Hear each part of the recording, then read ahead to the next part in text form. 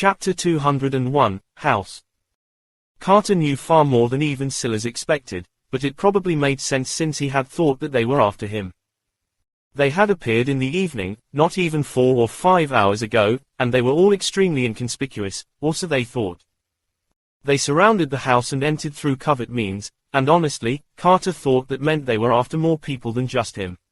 He wasn't naive enough to believe that he was the only one who had passed the trial in this place, especially after meeting Silas. However, according to Carter, they hadn't found anything. It was as though no one had ever lived there. The house was wiped clean. Interestingly enough, they were still staying around the house, trying to see if they could catch someone else, or at least that's what Carter thought. He just didn't know how right he was. Only Bloom and Mark should have escaped that night, which meant that Silas, as the third, was the only one missing in action. If he didn't know better and returned directly to the house, they could certainly catch him. But this was far from the most interesting thing that Carter mentioned. It turned out that just 2 or so hours ago, a fight broke out. It was incredibly quick and it didn't even cause much of a disturbance, but it seemed like there were 2 arms of the government clashing. Silas' eyes narrowed when he heard this. 2 arms of the government. Unlikely. Maybe Legacy was making another move. This disc. He felt the heft of the madness key around his neck. Bloom had stayed up for 3 days straight listening to radio frequencies and tapping in on conversations just to finally get an inkling on where this disc was. Now, it was on him. Silas stood. He couldn't stay here. Where are you going? Not here, Silas replied. Carter was speechless. Suddenly, he felt like a cheaply used one-night stand being kicked out of the house. Even though Silas was the one leaving. Just as Silas was going to leave, he paused. I have a job for you. Carter frowned, but in the end, he stifled his displeasure.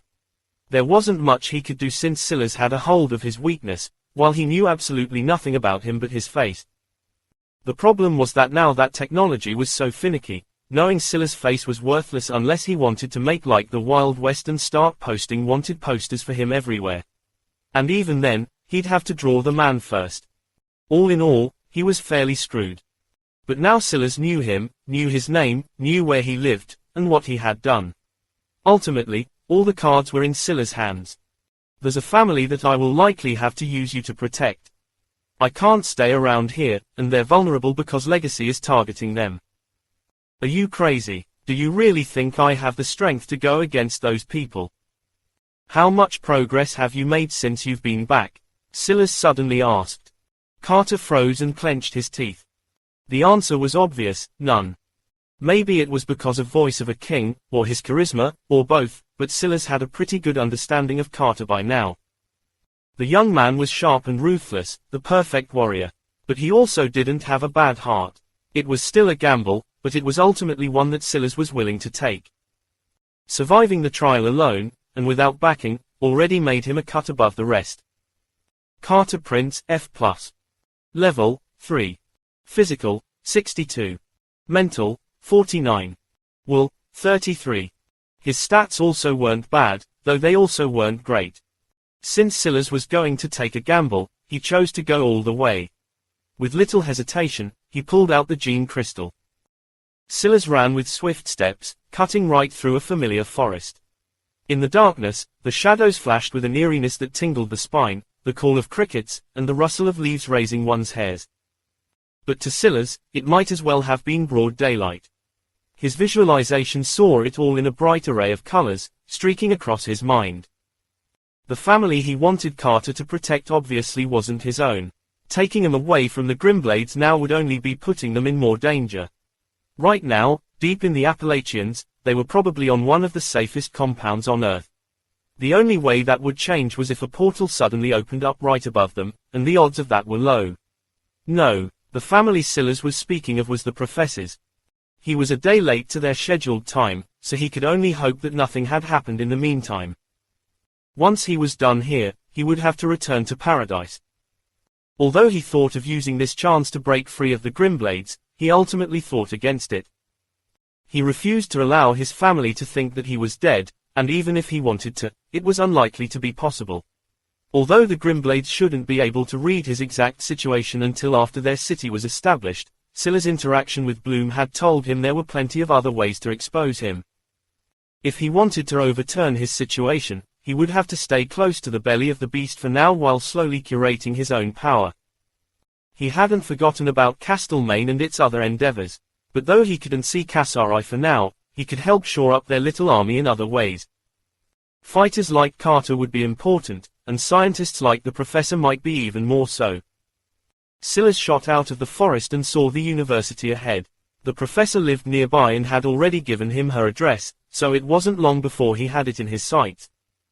But who would have thought that he'd run into the exact same situation he had at Bloom and Mark's house?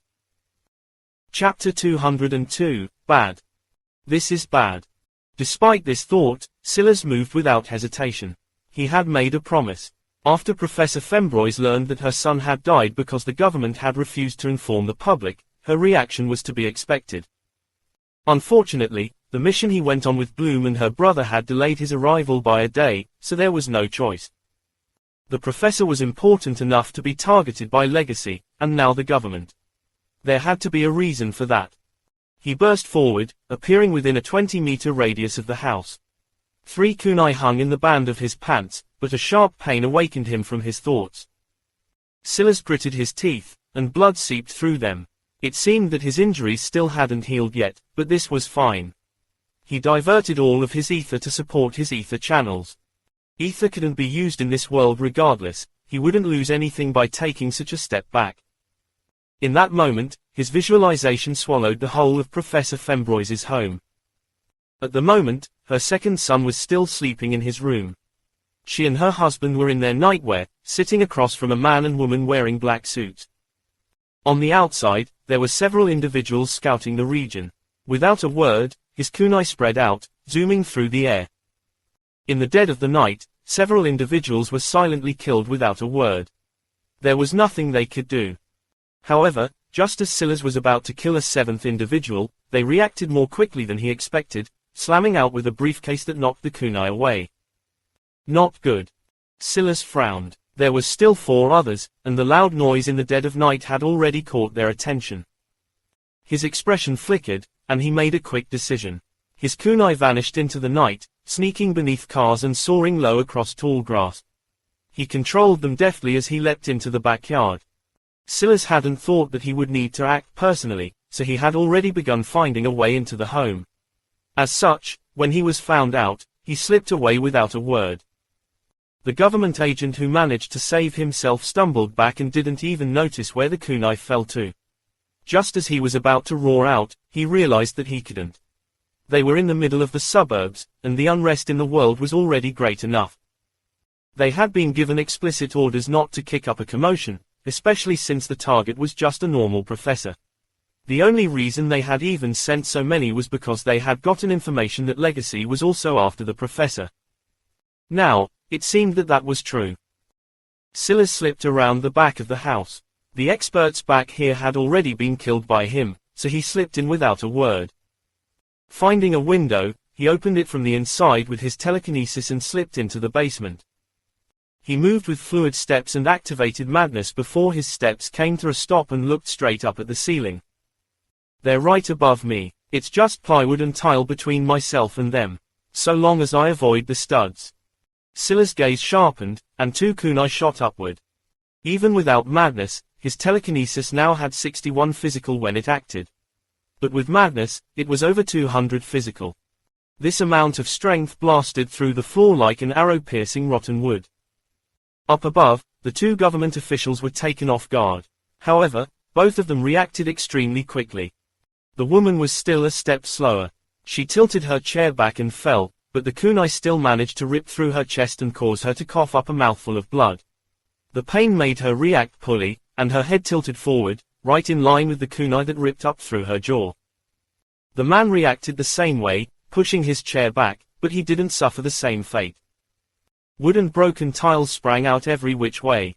Professor Fembrois and her husband let out shouts as they fell out of their chairs, and the carnage practically blinded them.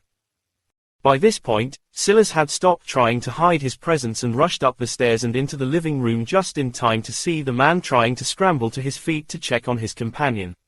But when the man in the black suit saw that Scylla had appeared, he could only abandon that idea, reaching for the gun on his hip. The odds that the gun would misfire weren't a non-zero chance with the current state of the world.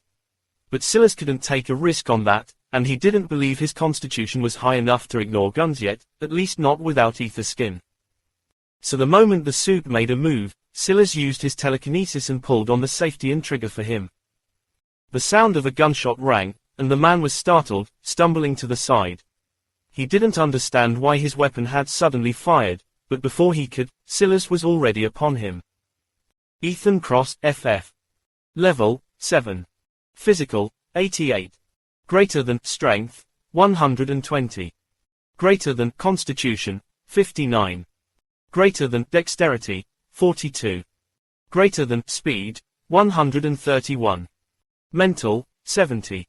Greater than Intelligence, 183. Greater than Wisdom, 16. Greater than Charisma, 11. Will, 101. Silas took in the stats and reacted instantly. Seeing the man's poor constitution, he unhesitatingly sent a furious punch to the man's head. He tried to dodge, but his reactions were too slow. Bang! His skull cracked, and his nose sunk into his head, its shards splintering his brain. He collapsed to the ground. Silas didn't pause. His kunai had soared into the ceiling. Without less than momentum shift greater than, he couldn't easily change the direction, so they had ended up piercing into the ceiling of the first floor. Now, Silas finally had time to rip the both of them down and pierce them into the female suit's body. Chapter 203, Better. Professor Fembroise's eyes opened wide, but Silas completely ignored the middle-aged couple, rushing toward the door. At that moment, his visualization had already picked up on several agents rushing toward it. But there was a reason he had only used 2 kunai until now. Just as one agent was kicking down the door with valiant momentum, Silas' third kunai shot out from a planter. It had been hiding right behind a small tree in a grey pot, and instantly, it took the life of another agent. Silas yanked the door open with his telekinesis, just out of the range of its swing. Behind him, 2 guns hovered over each one of his shoulders. Bang! They opened fire. One misfired, but the second shot a bullet right through the head of another agent. The final 2 agents reached for their waists to pull out the guns, but by this point, Silas had already sent the gun that misfired flying at one of them with over 200 physical. It soared through the air so quickly that the man saw nothing but stars as his nose shattered beneath the impact. The gun behind Silas fired again, but the last female agent had already rolled and ducked for cover. She pulled her gun from her hip, ready to attack when an opportunity presented itself. But that was when she froze. She looked down at her chest, only to find a bloody hole running through her. Her eyes dimmed, and she slumped to the ground. Unfortunately for her, she hadn't been able to see the kunai that killed her first companion clearly. She was so worried about the gun that she didn't have time to deal with it. At this point, the whole neighborhood had already been woken up, but Silas just turned off the porch lights and closed the door behind him. Only then did he look toward Professor Fembroise and her husband. At that moment, Mr. Fembroise stood before his wife, protecting her with a wary expression. Unfortunately, their son had the worst timing and had just come barreling down the stairs. It seemed the 14-year-old had little fear. "Professor," Silas nodded, "sorry I'm late." Mr. Fembroise frowned, seeing that the young man knew his wife. But right now, the professor was still quite shaken. This wasn't the first time Silas had killed in front of her, but all things considered, there was a difference between killing her attempted rapist and 2 government agents who had, for all intents and purposes, been quite nice to them. However, she was still a smart woman. No matter how nice they had been, they had come in the dead of night. The conversation had started cordially. But what if things changed afterward? She knew coercion when she saw it. They knew where she lived, who her husband was, and how much her son meant to her. This was the reality of it all. "You've already packed, right?" Silas asked. She had hidden it from the government officials, but Silas could see with a glance that everything upstairs was orderly and prepared for movement. The professor was sharp, so she knew that the moment Silas said he would come to her, it would likely only end one way. Quote ellipsis. "Yes," she said after taking a breath. "Good, then come with me." Mr. Fembroise frowned, but Silas spoke first. You can all come, including your son. I won't be moving you far either, the location is only a less than 10-minute car ride away. I also have someone who's willing to protect you as well. You. Honey. Professor Fembroise pulled on her husband's hand, looking him in the eye. In the end, her husband closed his eyes and exhaled a breath. It was clear to Silas that they had already had this conversation. Maybe coming a day later wasn't too bad after all. Quickly, the family of 3 followed Silas out. Silas noticed that the professor's son kept looking at him as though he had questions he wanted to ask, but he ultimately held back.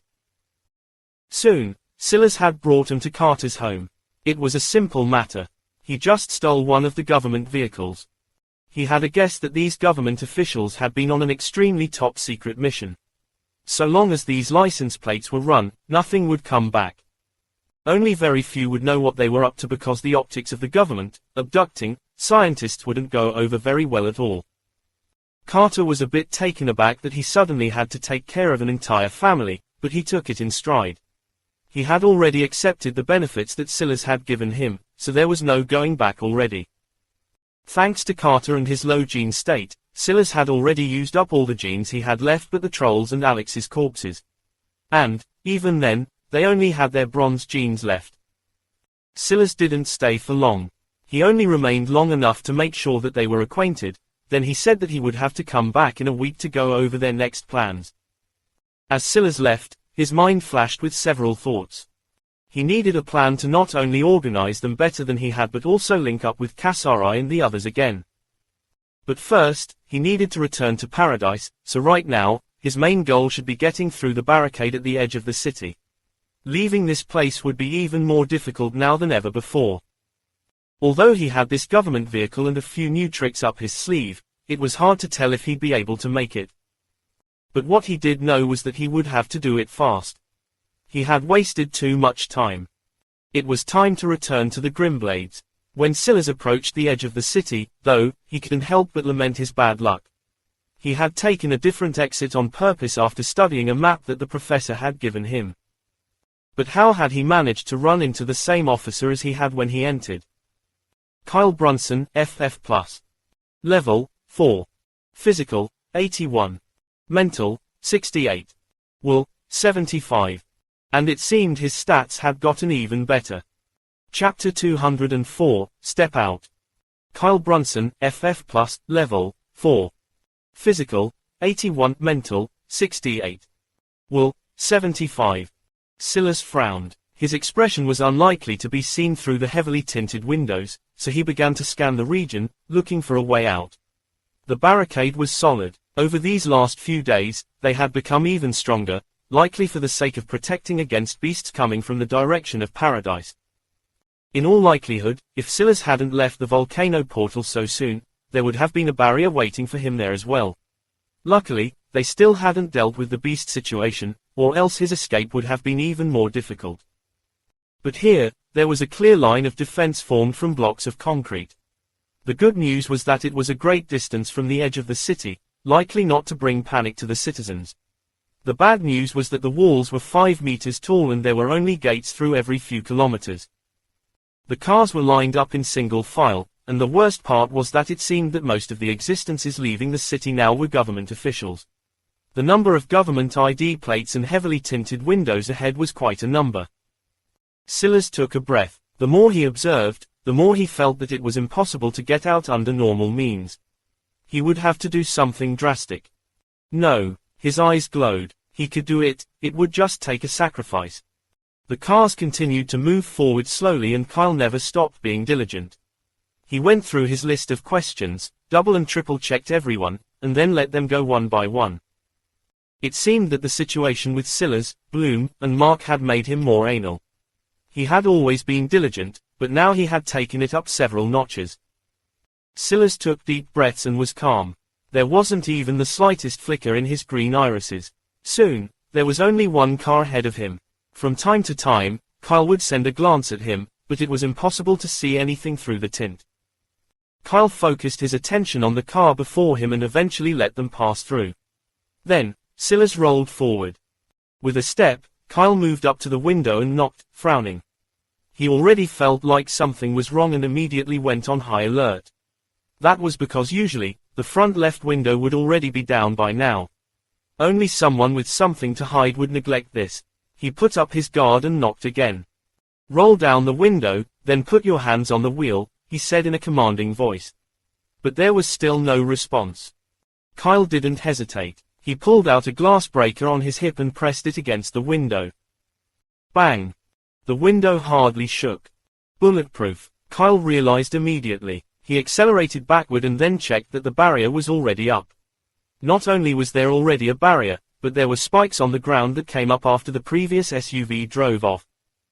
Kyle pulled out his gun and pointed it toward the car with both hands.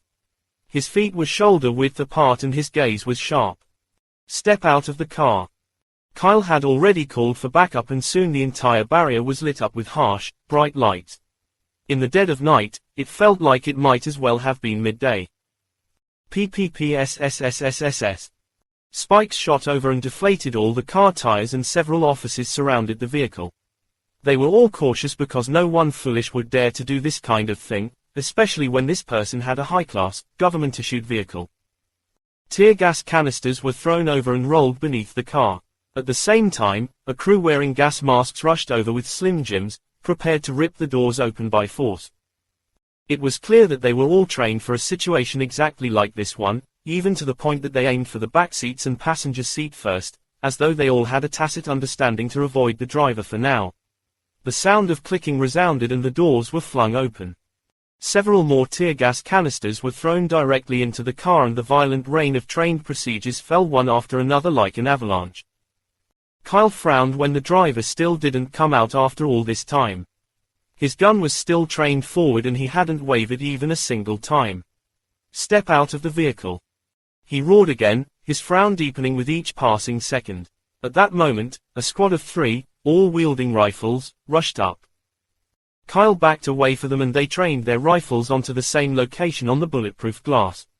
Bulletproof glass was more so just bullet resistant. If the caliber was high enough, none of this would matter. Even if 2 misfired, it was likely that even just one of the bullets at this caliber would be enough to blast through. Everything they did focused on minimizing risk and casualties. They had to show their competency to the general population, and for that, losses were unacceptable.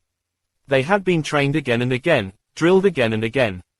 Since this person didn't want to keep their life, they wouldn't be polite with them.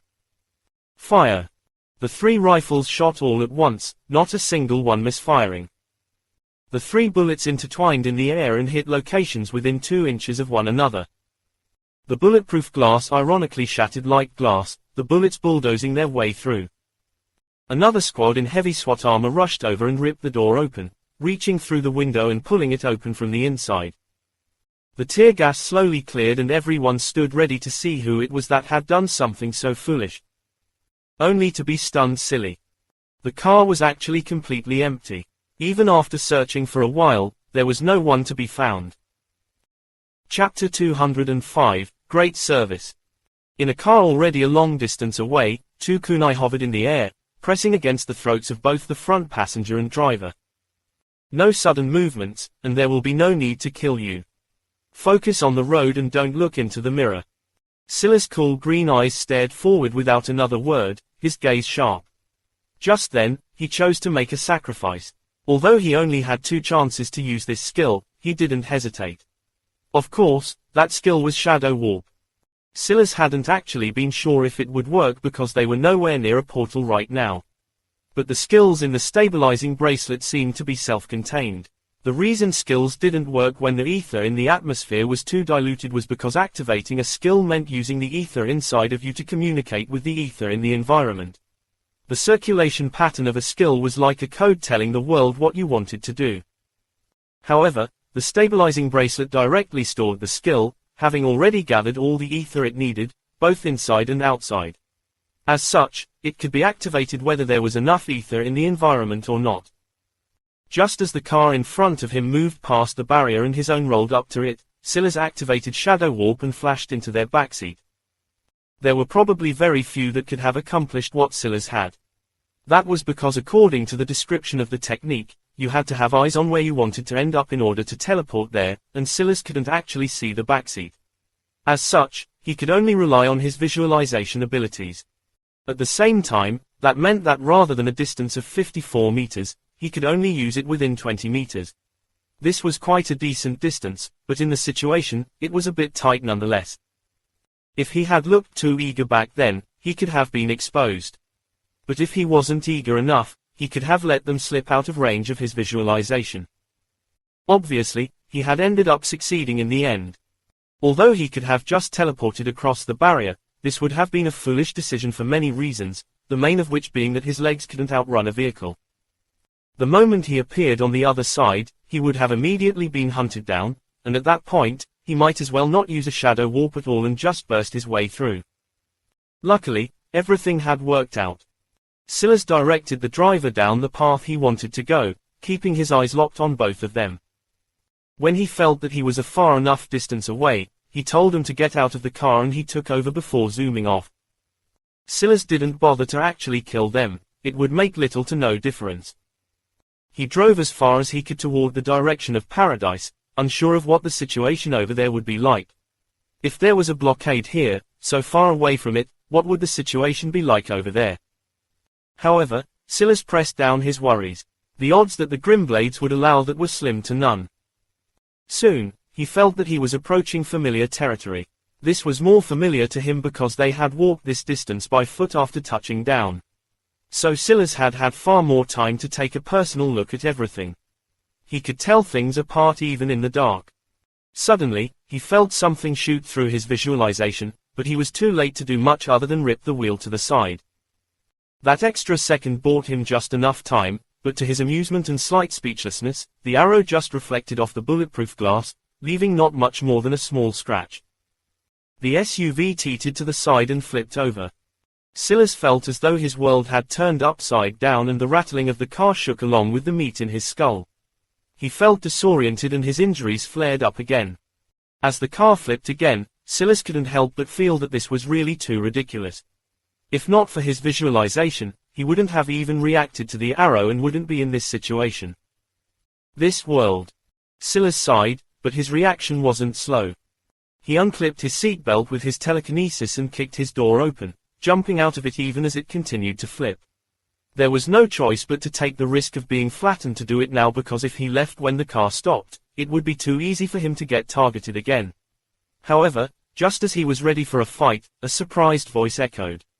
Silas. Only when Silas heard this did he relax somewhat. It seemed that the arrow was from a Grimblade. He had really gotten into too many battles these last few hours. However, he could feel that. You've done a great service, Silas. Lucius stood from his desk and looked down at the disc Silas brought back with burning eyes. After Bloom and Mark returned, and without Silas no less, there were only really two options for what might have happened. Bloom should have been able to tell that Silas was still alive, but for some odd reason, his status was in limbo, so they could only conclude that he had died. There were too many things that even an ancient family like the Grimblades wouldn't understand. Ultimately, the greatest treasure was just a bronze city stele, so how much of this world could they have seen? Of course, a bronze city stele was far more valuable than even most gold treasures. The worth of a city was that heavy. But the point still stood. However, Lucius was still curious. Just what did you experience? Lucius looked into Silas' eyes. At that moment, Silas felt Lucius' strength clearly. He couldn't see any stats, but he was certain that he was already far more fearsome than the snail in the volcano. Chapter 206, Sweep. Silas was inwardly shocked by his conclusion, trying to understand why he was so certain without being able to see his stats. But in the end, he could only chalk it up to his new perception. Right now, they were in the city that Lucius had set up within the Paradise Portal. The situation around the portal itself was quite distorted and odd. That was because by now, it had already consumed the land and swallowed up the entirety of Paradise. If Silas had to guess, the government may have never stepped foot here at all. Considering how much trouble the Grimblades went through to get this disc, it had to be exceptionally rare. If he put himself in the position of the government, it was obviously far more important to protect the main cities as opposed to small towns like this one. To make room for the portal, many things had been expelled and rearranged, and the townsfolk were essentially forcefully conscripted to Lucius' efforts. Though, as one of the 3 candidates hand-selected by the Grimblades, these conscripted citizens were likely far more in awe and very thankful for Lucius' intervention. They had no idea they were being used as pawns and rather felt that they were lucky to survive. Of course, that wouldn't be the case for everyone, but Silas had only been away for less than a week, and yet everything was already running smoothly. This was all to say that there was more than enough ether around now for Silas to finally feel the full brunt of his new enchanted scribe ability. It seemed that being able to see, feel, and innately understand the runes of the world came with more benefits than he thought. Although it was vague, he could see some of the runes that made up Lucius' strength, and they were enough to make him supremely serious. Silas had a feeling that the level 9 strength of an existence like Lucius wasn't normal by any stretch of the imagination. If he was correct, it was likely that whether it was Lucius, Astrid, or Malachi, or any one of the other monsters from those hidden families, they had probably spent quite a long time at level 0 as well. Ultimately, he had inexplicably lost 3 months of time. Who knew what they could accomplish in that time? I'm not sure, Silas eventually replied. There was an odd distortion and I was trapped in a world of lava. I only managed to escape after finding the disc. Lucius' gaze flickered, but eventually he nodded. I understand. Have a good rest, then. There will be other problems to deal with soon and it seems like you've been through a lot. Silas nodded and turned to leave, finding accommodations prepared just for him. What do you think? Lucius spoke a long while after Silas left. Bloom appeared and looked toward where Silas had left, confusion coloring her eyes as well. I'm not sure. He doesn't seem to be lying, and his favorability hasn't changed or fluctuated in these last few days, so he's never wavered. But he's unlikely to be telling the whole truth either, and considering he managed to make it back on his own while the city was likely on full alert is its own shocking matter. Either his strength is far greater than what he's shown, or his means are more mysterious. There doesn't seem to be another explanation. The government isn't so incompetent. Find out what happened. Bloom nodded as though it wasn't much of an issue to find such high-class information. Also, what of the other matter? Lucius asked before Bloom could leave. Bloom took a breath. The system city isn't an easy place to investigate. We've sent 3, and all 3 have died. I don't believe there would be much of a difference if I went personally. Lucius sneered. These people really treat our world like it's their own personal backyard. I swear I'll raze that city to the ground. Bloom fell into silence as Lucius' gaze flashed with fury. But soon, the air candidate had calmed, sitting back down behind his desk. In that case, we'll play the games. If we control all of the cities in this region and stifle access to this system city, I wonder how they'll react. They're limited by the system even more than we are. They are limited in what they can do. They want to benefit under my nose. Over my dead body. He spoke these words calmly and without the slightest fluctuation. Bloom hesitated, wanting to say something, but ultimately sighed. These thoughts were the same that many had had before. But how could it be possible to control so many people without outright tyranny? And if you told the people why they should mistrust the system cities, those as smart as Silas would begin to wonder why you knew this and soon put 2 and 2 together. Didn't all of this knowledge come from gatekeeping the truth of the world from others for hundreds of years? Still, Bloom understood why the government, legacy, and the families had all made the same decision. The thoughts of the people were hard to control. Who knew how many organizations and hidden factions had popped up just thanks to the trial, how many more would have appeared if they had been open with all of their knowledge? But was it truly the right path? Bloom didn't know. It could only be said that there were downsides to both, and because so many unknown variables had appeared this time, even ending the trial early, all of their carefully laid out plans had to be thrown out of the window. Maybe no one would know the answer to this question until the 7th summoning came to an end. Start the sweep. I want to know about every portal to appear in this region. We will take control of them all. Not a single drop of water will be allowed through. Chapter 207, Scouting. Silas fell into a deep sleep. He wasn't sure how long he was out, but he was hit with wave upon wave of fatigue before the river of dreams was able to take him away. He dreamt of runes fluttering in the skies like butterflies, coming together to form the most miraculous living creatures, and even soaring above to form the stars themselves. He woke up many times during this sleep, but every time it was for no more than a few seconds before he collapsed again, unable to withstand the backlash of his own fatigue. By the time he woke up, the sun was high in the sky, peeking through the wooden boards of his cabin. Slowly, he pushed himself up, happy to find that his injuries seemed to have healed. However, when he checked the system for the date and time, he was taken aback. He was out for 3 days. Shock ran through his heart, and he immediately looked toward the madness key. A key leading to a fortune of madness. Detects other madness disciples and enlightens your path. Contains a small spatial world within. Can answer one question in exchange for less than 3 common greater than genes, curse status, glutton. Less than 20 common greater than genes a day to maintain happiness. Requirements grow by the day. Less than 7 days greater than remaining until hunger increases, curse status, cannot be unequipped. Seeing this, Silas exhaled a breath of relief. It seemed that the madness key had automatically taken what it needed from the genes that were already inside. Another bit of good news was that it asked for 20 common genes instead of a bronze gene. From what Silas knew, you could exchange 20 common genes for 1 bronze gene, which was why his first gene crystal had been able to give him a limit of 20 common genes and a single bronze gene. But collecting 20 common genes was certainly easier than collecting a bronze gene. This made things far easier on him. Wait. Silas' heart sank again as he checked. As expected, the madness key was completely empty. The remainder of the powerful corpses he had were all gone, including the troll corpses. The madness key had fed itself, but it had no sense of propriety. Instead of taking the individual genes it needed, it swallowed the entire corpse and didn't even regurgitate what it didn't need.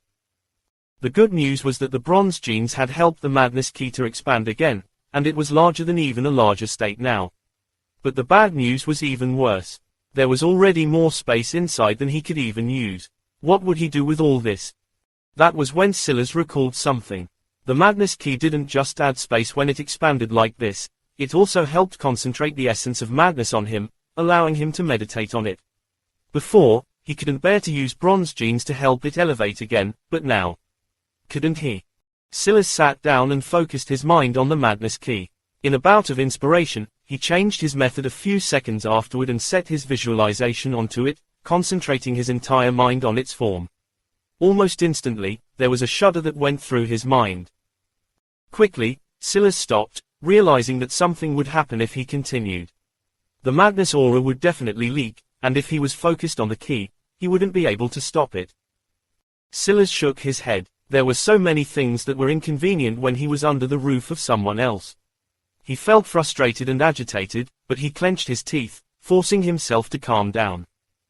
He had only touched on the madness for a short while, but he felt that part of himself so clearly. The part that hated to be controlled.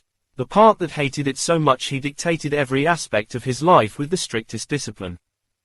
Silas shook his head and stood to his feet. With a step, he had already appeared at his door and opened it.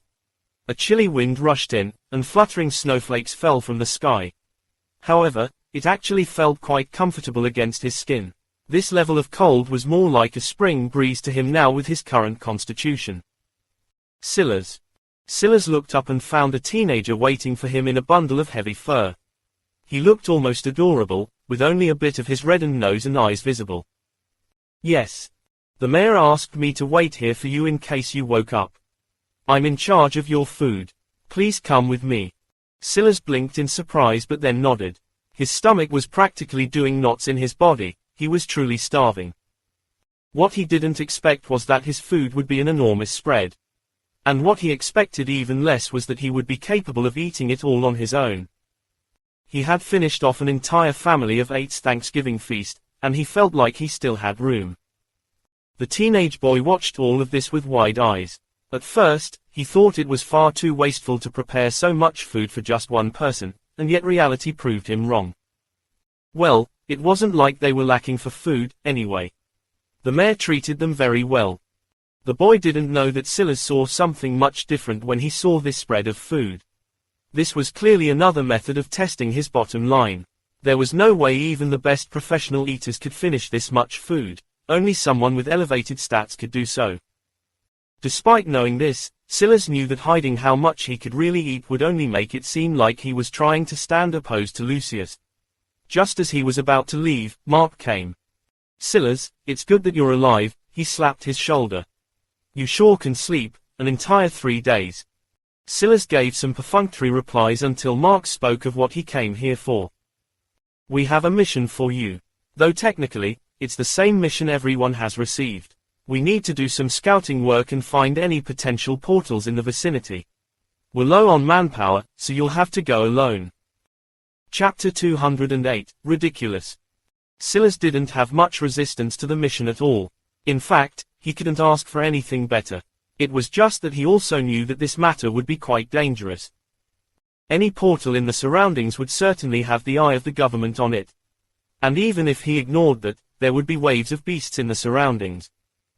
The good news was that he was only meant to document their appearance, so it shouldn't be too dangerous if he was cautious. After accepting his task and a section of the map that he was responsible for, Silas set out. This region was known as the Ice Ring Forest. It was just short of the true hellscapes of snow and ice on the ether plane, but it had its own frigid regions. The place was filled with tall, evergreen pine trees. They were so tall that it was hard to see their peaks looking straight up. Much of their trunks were bare, and it wasn't until dozens of meters up that their first branches and leaves began to appear. These were certainly trees that weren't easy to climb, and the soil they rooted themselves in was as tough as tightly packed ice. It could be said that this was a truly uncomfortable region to live in, and there would certainly be no farming. It seemed that it was northern enough that there was a perpetual cold year-round. For this reason alone, the cards Lucius had drawn were pretty bad, but he was making do. Silas had many of these thoughts as he made his way toward his piece of the map, but then a thought struck him. Why are there no beasts? His eyes couldn't help but narrow. He wasn't aware of anything that could stop beasts from surging toward portals, but Lucius seemed to have such a treasure. It was somewhat disappointing, though also somewhat of a relief. He had been looking forward to battling beasts not for the challenge, but rather because he needed to quickly gather up more genes for the madness key.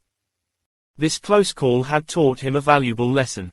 He definitely had to keep an excess of genes on him just in case, or else who knew the next time he'd fall into a deep sleep, only to wake up to the madness key devouring him. It wasn't until he traveled at least 10 kilometers that Silas finally started coming across beasts. They were mostly weak, but he still tossed them all into the madness key.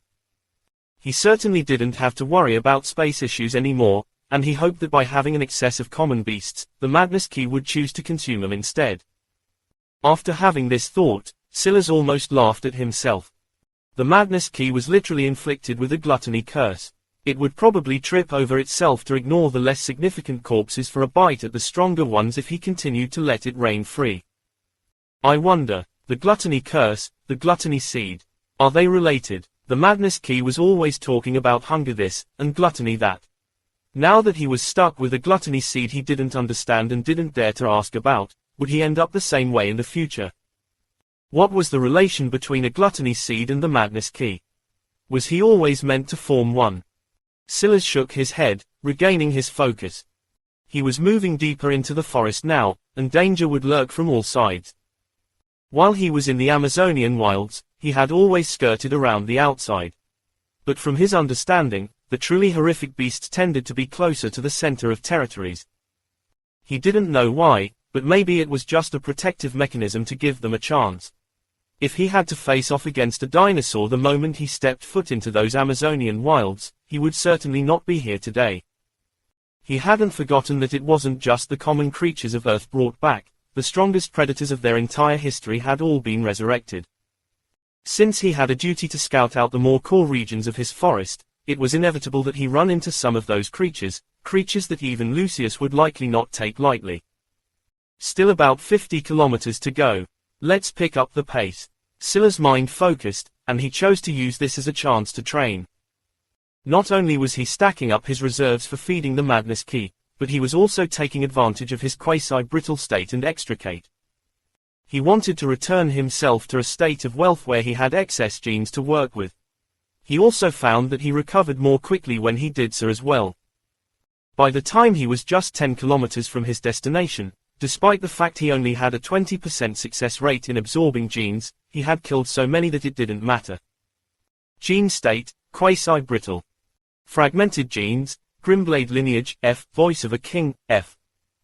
Common genes, 20, strength, F, 20, constitution, F, 20, dexterity, F, 20, speed, F, 7, intelligence, F, 13, wisdom, F, 3, will, F, bronze genes, basic etherflow, F, enchanted scribe, F. It was far harder to find non-physical genes, but at the very least, he had raised all 4 of his physical stats to their gene limit. Unfortunately, though his bronze gene limit had increased from 1 to 2, his common gene limit stayed at 20. It felt like this was a hard cap, though Silas wasn't very certain just yet. Regardless, this also raised his dexterity from 120 to 140 points as well. Soon, though, Silas had reached near the region he was meant to scout, and he was surprised to find that he had already run into the very creatures he thought he might. Woolly Mammoth FFF+. Level, 3. Physical, 210. Mental, 57. Will, 131. Silas was stunned. Why did a level 3 have such ridiculous stats? Chapter 209, Mammoth. The beast didn't even seem fully grown. It was only about 2 meters tall, whereas a fully grown woolly mammoth could be up to twice that height, and its overall stature was smaller as well. Even its tusks weren't as overbearing and mighty as they should have been, though they still jutted out about 2 feet or so. It seemed like it was just a youth. But when Silas saw its stats, even without using madness to see the details, he felt his heart skip a beat. This was exactly what he worried about. This mammoth's strength and physical abilities were likely off the charts. At level 0, it had far higher potential in these categories than any human. Even the best human athletes would have reached their cap around 30 physical stat points or so.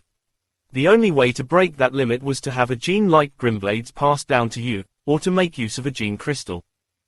But an animal like this would likely have a stat limit that was double or even triple that, in some rare cases. When they began to absorb ether and progress, how exaggerated would their stats become? Silas' gaze flashed with gloominess. Until now, he had felt that his flow of battle quest was almost too easy. He had even already defeated a level 10. But now he realized that he was actually quite lucky to run into such weak opponents at that level.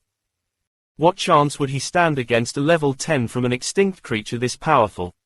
210 physical at level 3. Wouldn't it have stats upward of 400 by the time it got to level 10? 500 if a class boost was factored in. Silas took a breath and calmed himself. As amazing as this creature was for a level 3, it was frankly too weak against him for now. Its speed was too slow. But its constitution was over 300, as was its strength. It wouldn't be easy to break those defenses. Silas reached out a palm and began to pour ether into his kunai when he suddenly froze. A magical feeling flooded his mind and he felt as though he saw some sort of path being paved out before him. One kind for me. Level, 4. Experience, 568 hundredths. Path talent, Beast Totem LV4, Insight LV4. Insight Path talent. Greater than Observe Gene Sequence of Contract. Greater than Sense Evolution Triggers. Greater than Comprehend Contract. Sense Evolution Triggers. This mammoth. No, its kind presents an opportunity for the Basilisk King. I see. Constitution had always been the strong point of the Basilisk King. It was its highest overall stat, not just among its physical stats, but even compared to its mental stats. Suddenly having gained another incentive, Silas poured in even more ether. For 3 units of ether, he could increase the effectiveness of his strength by 90%. With madness activated, he could display 205 strength. Together with the kunai, that gave him what was effectively 388 strength. Even with how high its constitution was, the mammoth was instantly overwhelmed and didn't even get to let out a mournful cry before its skull was pierced right through. The kunai came right back to Silas and he let the Basilisk King out. The black snake shivered in the cold, and Silas took note of this. He knew that snakes were cold-blooded. He would have wasted all his years of research if he didn't know that. A cold environment like this one didn't do them any good. But at the same time, a basilisk was supposed to be a legendary creature. Would it really be stopped by a little cold? He didn't say much as the Basilisk King seemed to understand his intention and lunged at the corpse. It struggled, unable to bite through the tough constitution of the dead mammoth, so Silas had no choice but to help it, eventually taking out its gene core. The Basilisk King swallowed it whole. Silas felt another odd emotion stir him and he began to guide the Basilisk King along with that feeling. Instead of allowing it to absorb the mature ether in the normal way, he took a different route and began to temper its body. Soon, the energy of the gene core had been all used up, and though the Basilisk King seemed happy, there were no drastic changes. In fact, its level and stats were the exact same. That said, Silas was still sure he had made the right decision. At the very least, the Basilisk King wasn't shivering anymore. He put it away and ended up storing the corpse as well. The only animals he had an intimate understanding of were venomous snakes. The patterns of the others were just broken tidbits of trivia to him. He wasn't sure if mammoths moved in packs or not, but it was doubtful that such a young mammoth would truly be alone. Leaving its corpse lying around like that just might bring him trouble if he wasn't careful, and it also made him vigilant of the possibility of other mammoths, or even two, being nearby. However, he found something far more dangerous first. The number of beasts in the region took a sharp spike upward. His eyes narrowed and he took out a treasure that Mark had given him before he left. It was a telescope with a rusted bronze look. Sharp-eyed telescope, F+. Level, 6. Creation of John Grimblade. Ability, Sharp Eye. Ignore all objects between you and any chosen target within 500 meters. See through walls and past barriers. Durability, 5/5. He extended it and looked into the distance. The trees couldn't obstruct his vision at all. It took some getting used to, quickly changing his targets as he inched forward. Soon, he laid eyes on exactly what he thought was ahead. A portal. It seemed that there really was one here. But that wasn't the main issue at all. Both issues were here, one being the government officials, and the other being the horde of beasts. But his only job was to document what was happening and nothing else, however. There are several mammoth corpses over there, still untouched with their gene cores intact. But in order to take down such powerful creatures, Silas cringed. For the first time, he had failed to scan the stats of someone else. Even with madness activated. Chapter 210, Kings. Silas felt his heart skip a beat when the man turned and looked right in his direction. However, he didn't put the telescope down. As expected, the man frowned when he didn't see anything. There were too many trees between the two of them, and though the man was strong, he obviously wasn't omnipotent. That said, he would certainly be on high alert now. According to Silas' mission, the base requirement was to find the location of the portal. He would receive bonuses for finding where the portal went. The Grimblades didn't just order him around, but were also willing to pay him in coins for missions he completed, and the remuneration wasn't bad at all. Finding the location of a portal was worth 500 coins, which was already a decent 5% of his current wealth. However, he could receive 1,000 coins for finding what the portal was connected to. This told Silas one very important thing: there wasn't a direct one-to-one relationship between the landscape of the ether plane and Earth. For all he knew, this portal wasn't connected to the United Coalition of Terra Nova at all, but rather one of the other continents. There was no doubt that this would throw the world into chaos, especially if they began connecting. But it was also an opportunity, especially now that technology was quickly falling. Who would dare to get into an airplane these days? Even steamboats wouldn't be reliable at a certain level. In that case, the only way to connect the world would be the ether plane. Silas took a breath. He didn't have time to laze around or wait for the opportunity to be safe. He had a 9-month timer looming over his head, and the pressure Lucius had given him was like a guillotine altar itself. The only way to make up for the 3 months of time he had lost was by taking risks. With that thought, Silas moved, dashing forward and weaving in and out of the trees. He wasn't being foolish. He had several things that were to his advantage. For one, the man could not move freely, while he could. His task was to protect the portal from the wave of beasts, while Silas only wanted to snatch some corpses, and if he was lucky, get a good guess at what city was on the other side. Second, the man couldn't easily call for help. While he seemed to be alone, Silas was smart enough to know that he definitely had backup. It was just that they were likely to be on the other side of the portal and located at different cardinal points with the forest to defend the portal from all sides. The man was strong, and that made Silas apprehensive. But it was precisely because he was so strong that he was holding down the fort alone. The third was the most important point. Silas had no intention of clashing with him directly.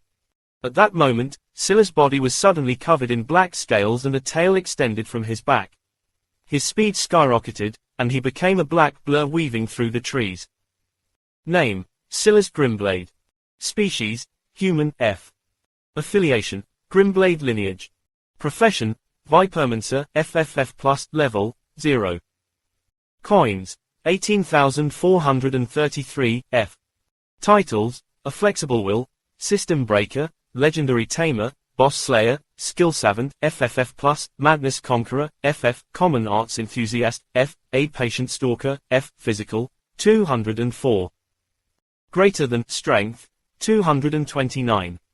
Greater than, Constitution, 238. Greater than, Dexterity, 174. Greater than, Speed, 176. Mental, 146. Greater than, Intelligence, 286.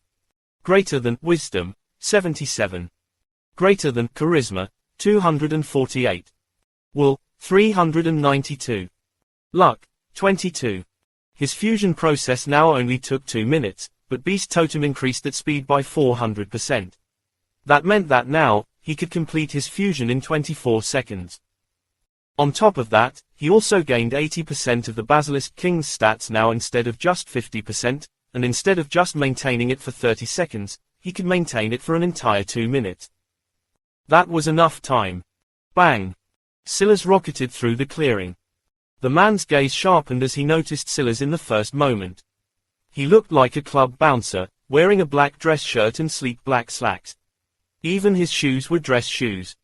However, none of this seemed to impede him in the slightest. A golden chain rattled on his neck as he held out a palm towards Silas, but the instant it took shape, Silas' telekinesis rammed into the quickly forming skill. He didn't manage to dispel it entirely, but it delayed the deployment, giving him more time to react.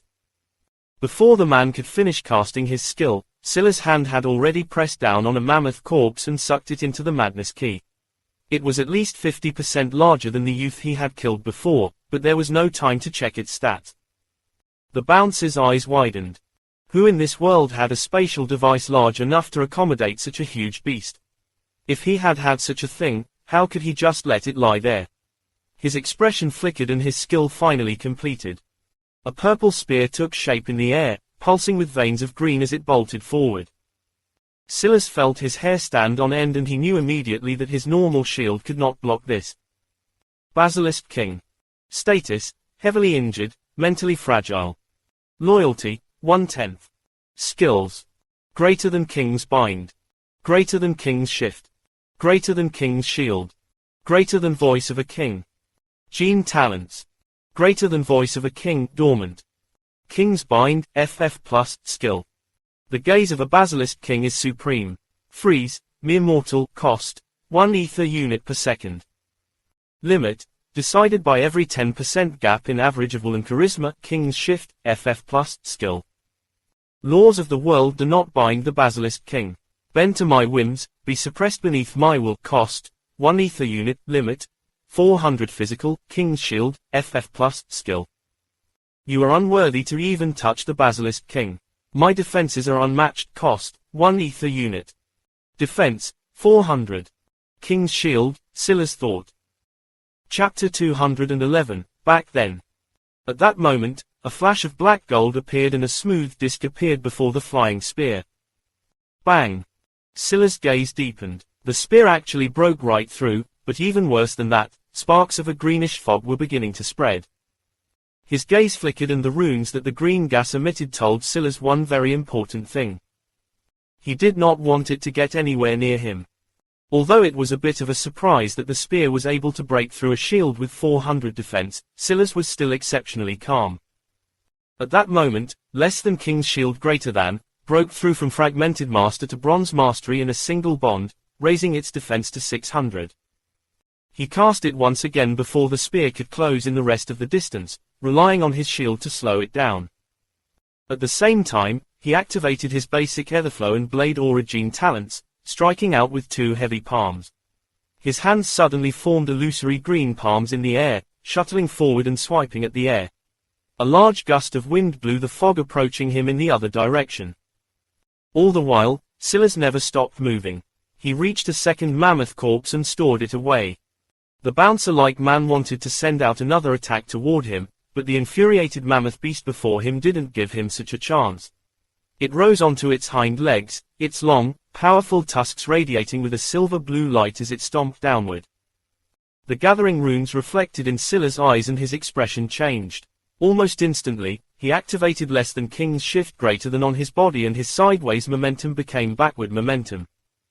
Thwack, thwack, thwack. His 3 kunai bolted themselves against the tree's trunk, and the same moment the mammoth beast stomped downward, his toes had already firmly pressed against the lowest. His thighs flexed and he bolted himself upward. Boom! The ground violently trembled and a wave of earth spread out in all directions. Silas' second foot managed to reach the second kunai just before the wave reached his tree. It rocked him. The tree swayed to the side under the strong impact and was almost ripped up from the ground. However, Silas was unprecedentedly focused. Having gathered up momentum, he had already soared up several meters, grabbing onto the thickest branch that he could. His visualization was still locked on the battle below, and his frown couldn't be concealed. The mammoth suddenly toppled over, a green venom pulsing in its large eyes. He had already had worries after seeing that the man used poison.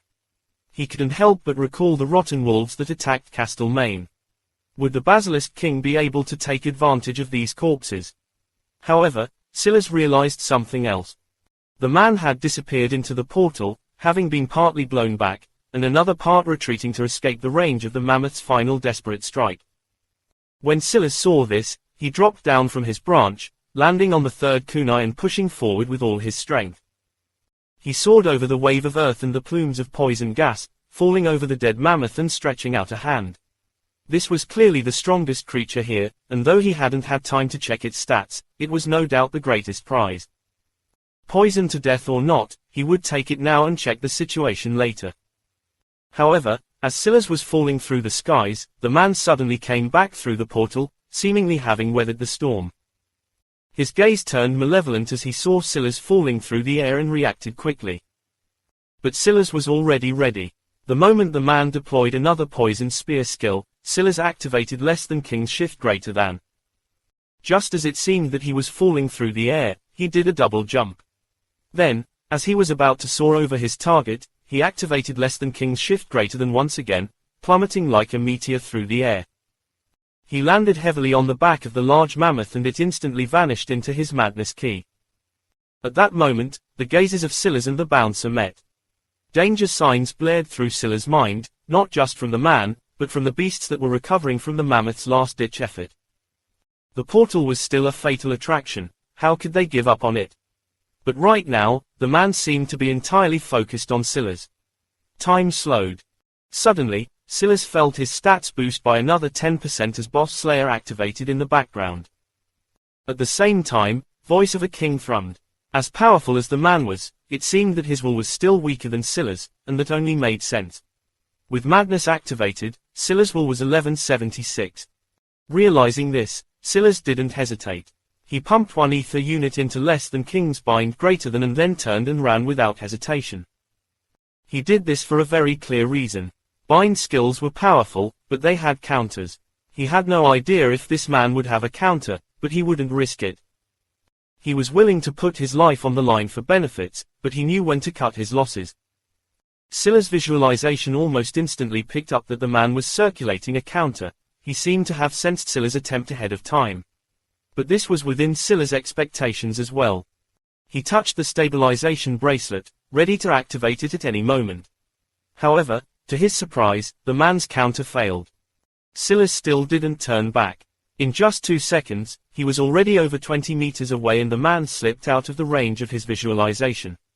If he turned back now, he might fall into a trap. Stop right there. The roar came and Silas' gaze flickered.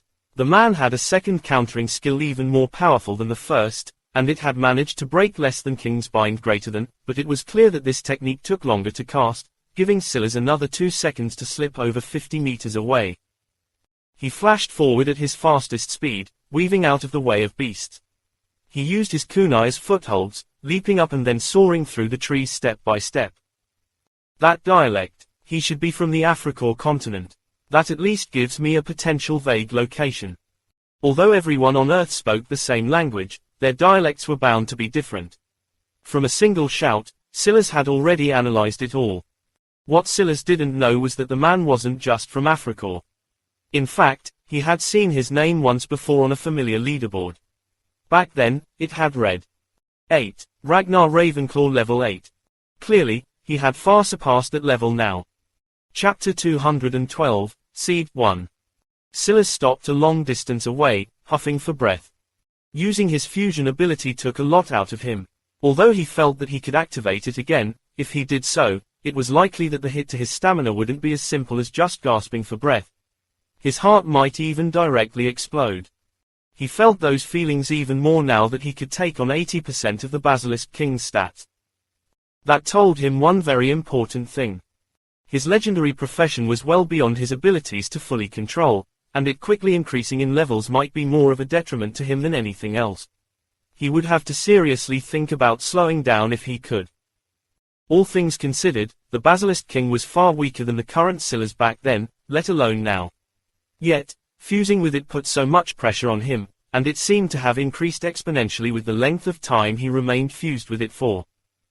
This was a problem he couldn't ignore, and the only explanation seemed to be that while he had a legendary profession, he didn't have a legendary profession to back it. Clearing the last requirement of his flow of battle quest should be relatively easy so long as he found a serpentous beast. His beast totem would allow him to suppress it by 50%, and he had even had thoughts of finding information about such creatures just so that he could have more powerful contracts to fuse with than just the Basilisk King. But after this experience, he threw that idea away entirely. If he reacted like this to a mere Basilisk King, how would his body withstand a far more powerful creature? Would he directly implode? He would have to increase his foundational stats if he wanted to take such a path, or else his own talents would rip him apart. After having these thoughts, though, Silas felt very satisfied. An odd feeling to be sure, but one that was warranted nonetheless. That was because he could feel that his natural understanding of the world was deeper now thanks to Enchanted Scribe. He understood implicitly what the bouncer was doing during the short interaction, and had even managed to stop one of his skills ahead of time without even activating the gene talent. He just saw the world differently now, as though it was speaking to him. In the past, he would have likely had to ask the madness key before he understood why his body felt so crappy right now. But this time, he had figured it out on his own, and he was quite confident in his deductions. After a breath, and feeling that he was far enough away, Silas used his kunai to leap up a tree again. This was truly a convenient way of travel, he might have to try it again. He had yet to run into flying beasts, though he was sure they existed. Regardless, being high up like this would likely help him to avoid creatures he couldn't afford to fight in the future. After he settled down, he began to slowly wait for his body to recover. He took deep breaths, and then chose to take the time to also meditate on the madness key. It would be impossible for him to get a better chance than now. I'll have to use the bronze Nexus ticket I received soon. I have almost as many coins now as Casray's whole village did. The longer I wait, the less valuable what I can get from it will become. Thinking of this, Silas remembered that he also had a second objective during this scouting mission, and that was to potentially find the location of any spawned villages. He remembered the gains he got from the Knoll village. He could monopolize such a spawned village on his own, the benefits would be immense. But that would depend on whether their strength was low enough for him to handle on his own. By now, since Lucius had established a village already and the training wheels were off, a few should have definitely spawned. Silas tossed away the distracting thoughts and focused on the ring once again. His breathing became slow and even, and he activated less than maddened enlightenment greater than. He seemed to become one with nature, but it wasn't just because of the skill, but also because of a subtle nudge from Voice of the King and Enchanted Scribe, the latter of which was carrying the most water. Suddenly, Silas could see the dancing runes far more clearly. It was only now he realized that the dancing snakes of those illusions were actually complicated runes, far more complex than anything he could even begin to understand now. But at the same time, realizing this made his madness comprehension seem more tangible. From the beginning, his comprehension was only dictated by vague emotions and trance-like states he could hardly remember. It felt like his comprehension was more of a fever dream than anything else, and it made it hard for him to properly grasp. But now, he seemed to understand it more. The three aspects of madness. Those scenes had depicted battle, sex, and unwilling fury. It felt disjointed, incomplete. But it reminded Silas of something else. His gluttony seed. It seemed intertwined with his comprehension, this madness. And now that he thought about it, the 7 sins seemed to overlap a lot. Pride, envy, and wrath. Depending on the situation, all 3 could be triggered as a single state. Gluttony and greed were the same way, you could probably even give both the same definition if you twisted words enough. Lust and sloth. These 2 were probably the ones that Silas had the hardest time connecting with, not only because they were the furthest things from him and his usual state of mind, but also because they didn't seem to overlap as easily as the others. But he thought of those snakes, lying down and intertwining with one another in an almost lazy, endless cycle of love-making. As though they'd rather waste their time away doing this than anything else. Could it be that he had confused the images, seeing only 3 things, when in reality it was projecting 7? Suddenly, Silas felt a stirring deep within him. Chapter 213, Seed 2. The feeling was so vague that had less than maddened enlightenment greater than not been active, Silas would have entirely missed it. But it was then he felt his comprehension and this mysterious, hidden existence intertwine. And then Silas realized what it was. The gluttony seed. It was buried deep within his heart. When it interacted with his madness, it seemed to be nurtured, but it didn't grow, as though the food wasn't enough. Silas stopped, not even sure if growing such a thing was something he would even want. However, as he did so, he felt something peculiar. His control over madness seemed to have been heightened. That was when Silas was hit by a realization. He had come across so many people, many of whom had far higher will and charisma than himself. So why did none of them use an ability as useful as telekinesis? That was when Silas recalled that his telekinesis didn't awaken until after he entered the slithering madness dungeon. Back then, he had been able to push back a tide of water in a somewhat crude fashion. No, more importantly than that, he didn't manage to use telekinesis the first time until he comprehended madness. He had asked the madness key about it, but it had only said that some people had the talent for it and some didn't, so he had left it at that. But could it be that his question wasn't specific enough for the madness key to answer him the way he wanted? Or maybe even too specific. The aspect of control seemed to be related to taking from the world. Could it be that the gluttony seed works to help him with this? When Silas tried it, his expression changed. That was because the limits on his telekinesis seemed to have been lifted. If before he could only lift 30 pounds or so before his physical started plummeting, when he communicated with the gluttony seed, it was like his telekinesis was a true extension of himself, as though he was really picking something up with his hands. No, Silas felt a wave of fatigue hit his mind, which shocked him because he had less than maddened enlightenment greater than activated. It should have been adding to his mind's stamina, so why did he feel like he had just rushed into a brick wall? He shook his head furiously to clear it, stopping his communication with the gluttony seed. I see, it isn't as good as my real body, but it's still far better than before. I probably wouldn't have a drop-off in physical even if the object was as heavy as 100 pounds now, so long as I communicate with the gluttony seed. Silas' gaze glowed. He could only use this briefly, barely 10 seconds from what he could see.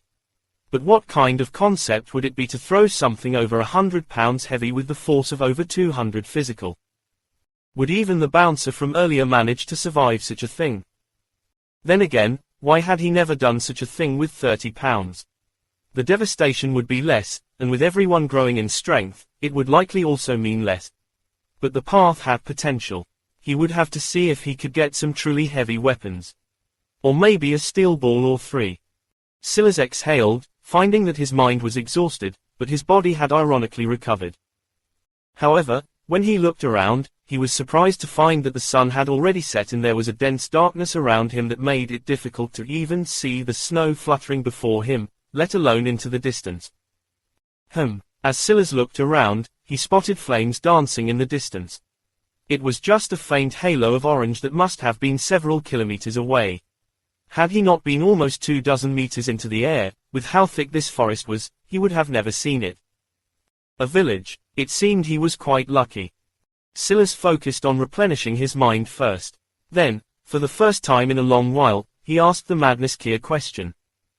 Will my basilisk king suffer from absorbing the gene core of these poisoned beasts? Yes. The question was hyper-specific, so the answer followed suit. Unfortunately, there wasn't more information. Silas sighed when he saw this. He had expected it, but it was still unfortunate. He was a bit unwilling to see such a good path of evolution be wasted like this. He wouldn't be able to hunt creatures this powerful himself for a while. After some hesitation, he chose to ask another question. He was already gathering so many excess genes, so he might as well make use of it. Is there any way to make it safe? There are 3 methods. The first is to evolve your contract down a path of poison that comes with natural immunity. The second is to purify the corpses using an antidote or a purifying elixir of high enough caliber. The third is to become a poison master yourself, extracting the poison. Silas nodded to himself. Of these methods, the purifying elixir seemed to be the best path. It seemed that he would be using his bronze Nexus ticket reward soon enough. But first, he would have to gather as much money as he could. Since there was a village waiting for him in the distance, why not take advantage? He hopped down from the tree, falling dozens of meters. Even with his current physical, this would certainly hurt him.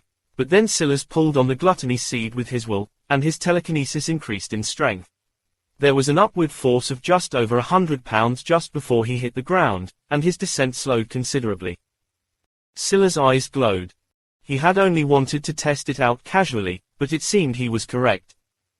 If one day his telekinesis became strong enough, didn't that mean he would be able to fly through the skies? Chapter 214, Ballista. Silas leapt from tree to tree, using his kunai as footholds. It was seamless, the 3 silver kunai rushing through the air in weaving patterns. By the time Silas had jumped from one tree, there were already 2 more footholds waiting for him ahead. He skipped over all the beasts swiftly, and because of that, he traveled even faster than usual, closing in on the village in the distance in less than a minute and with hardly a sound other than the thwacks of his kunai piercing into the trees. But beneath the howling and chilling winds of the night, this hardly left an imprint on the world. Soon, he came to a stop, looming high in a tree that was just about 50 or so meters from the village. He wrapped an arm around the thinning bark of the tree, balancing on a single foot as 2 kunai hovered behind him. Both he and the tree swayed in the cool wind, stoic and unabashed. The walls were formed of a thick, triple layer of logs that left their surfaces thick enough to walk around. There were 4 outposts facing 4 different directions, protected by what looked like large crossbows, ballista. The village's depths were quite large. It must have been at least 100 meters from end to end. It was by no means small, and unless he was wrong and the system had begun to spawn monstrous villages as soon as the trial ended, then it was unlikely that this village was anywhere near new. Silas pulled out his map and double-checked something. In order to scour the region, he had chosen a weave method that would take him about 3 or 4 trips to complete. He thought he'd be able to finish in a day, but the sudden hard-fought battle had delayed him. This village was outside the range of his first weave zone, so that explained why he hadn't run into them. But what wasn't understandable was this village's reaction to such things. This village was still relatively close to the Africa continent portal. They should have noticed a change in the behavior of the animals they caught for food and sustenance. That was when Silas remembered something. Kasari was sent home like the rest of us after the trial ended. She said that her village would go into a bit of a dormant state until she returned, though this dormancy would only last for a short while. If she left it without a care for the timer, then there would be consequences. Is this what they call a dormant state, where everything just functions as though nothing at all has happened? In that case, doesn't that mean that I have no ability to conquer it? Silas was having these thoughts when one of the patrolling guards crossed by one of the lit torches. When Silas got a good look at the humanoid figure, his gaze couldn't help but narrow. It was hard to see in the darkness, and even if there was a full moon, there was no way to tell. It seemed to perpetually snow in this region, so the skies were always cloudy, obscuring much of the light. There was what Silas could only describe as a serrated meat cleaver on its back, and as it marched across the thick log walls, it carried around a crossbow that was ready to fire 3 arrows at any time. Grunthor, FF. Level, 7. Physical, 84. Mental, 72. Will, 87. A level 7 acting as a patrol. How deep do these waters run? Silas decided to take the slow approach. He circled around the pig demon village from 50 meters out, staying out of range of their lines of sight and traveling high in the trees even above their wall lines. In the end, he could only conclude that this village was nothing to be trifled with. Just patrolling the walls alone, there were 4 level 7s.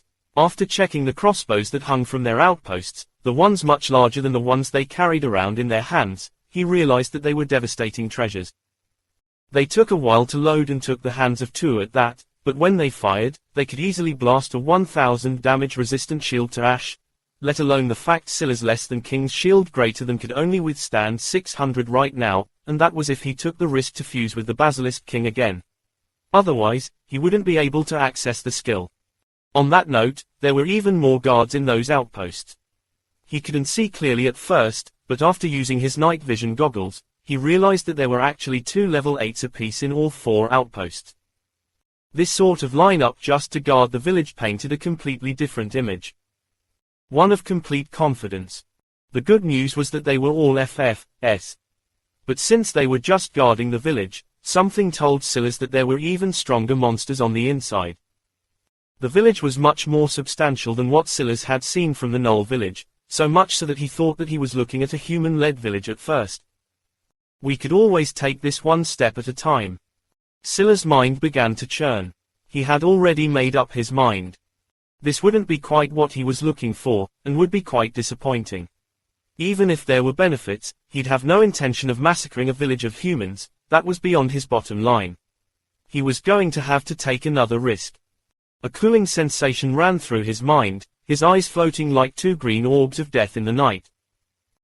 Chapter 215, Ballista 2. A kunai flashed in the night and the torch was suddenly snuffed out. It whistled by without a sound, cutting the torch down and sending it falling over the side of the wall.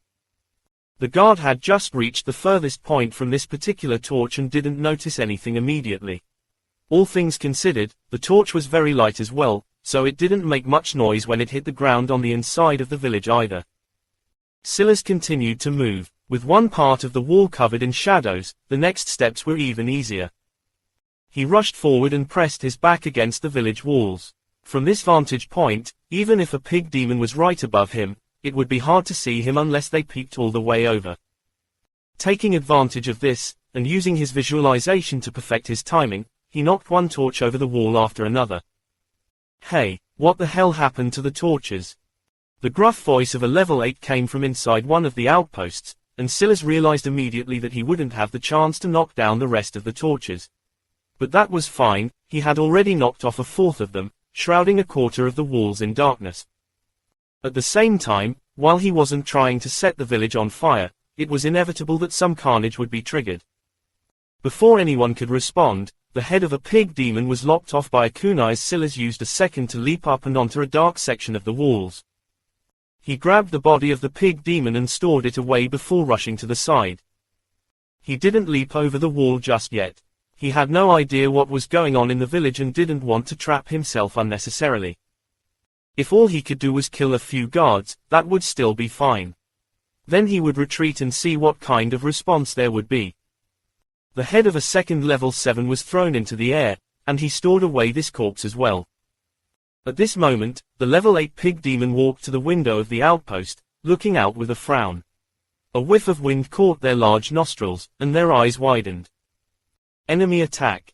Silas was caught off guard by this and immediately concluded that these pig demons had an exceptional sense of smell.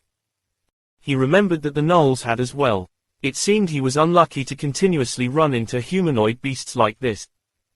The question was whether it had caught onto his scent or had noticed the fragrance of blood in the air. Silas bolted forward as the pig demon reached back into the outpost to pull out a pair of night vision binoculars. Just as it was going to raise it to its head, its nose twitched again and it immediately looked in Silas' direction. The reaction of the pig demon was quick and it had a crossbow at the ready. It wasn't a crossbow as large as the one that was mounted to the outpost. That one was far too big to ready in such short order, but this one was lethal in its own right. It aimed toward where it sensed Silas and fired. Silas wasn't going to make it. The outpost was inside the village walls, and was about 5 meters from the wall itself. Just to get to the closest section of the wall to it, Silas would have to run another 10 or so meters and then leap across the air and hope his stats were enough to cross a 5-meter distance. The only option seemed to be to fall from the city walls and try again another time. But that wasn't the decision he made.